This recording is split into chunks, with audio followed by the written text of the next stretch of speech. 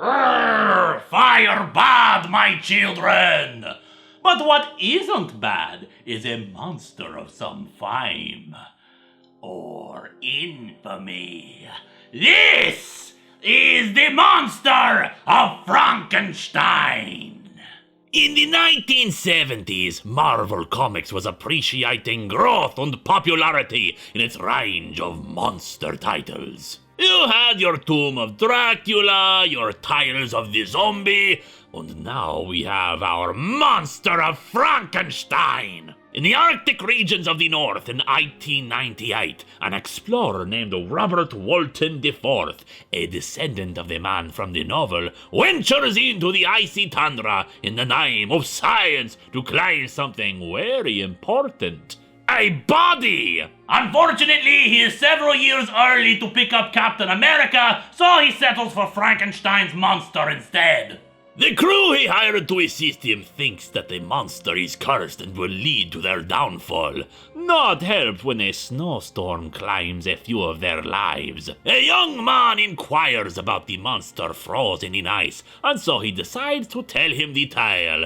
Basically retelling the story of the novel in all its comic adaptation goodness. It tells of Victor Frankenstein's obsession with creating life and building himself a monster. He rejected his creation out of mistrust, and the monster sought vengeance over time, killing Frankenstein's family one by one. The story is told at the same time as events unfolding on board the ship, of a storm that threatens all their lives aboard the ship, of the warmth of the captain's cabin freeing the monster from the ice, and the mutinous crew determined to rid themselves of the creature. Of course, some elements of the story concerning the monster are different than they were in the novel. For one thing, the monster does battle with and eats a grizzly bear. Then again, the monster is the one telling this part of the story, so he may have embellished things a little.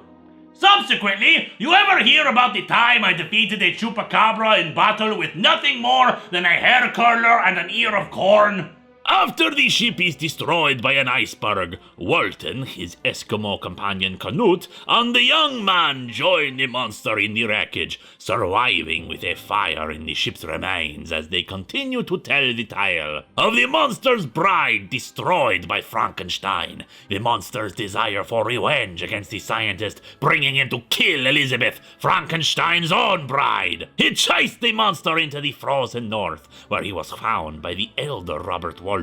And the story makes another turn, as the elder Walton attempts to get Frankenstein's own vengeance, but fails. The monster retreats to the ice, wishing to commit suicide instead of letting others kill him, until his own hunger overpowers him and he seeks food, instead encountering a tribe of strange humanoid primitives who also appear disfigured. They became friends and allies, until they were all slaughtered by a rival tribe. He took his revenge once more before he found himself imprisoned in the ice, entombed by it, until he was found by the more recent Robert Walton. Sadly, the storm soon claims the lives of the three men whom Frankenstein slowly began to call his friends. But before Walton dies, he tells the monster that a descendant of Victor Frankenstein still lives, and perhaps he can help the monster now. But that is another story, my children.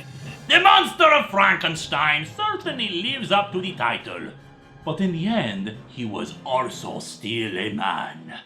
After all, don't we all have a little monster inside of us?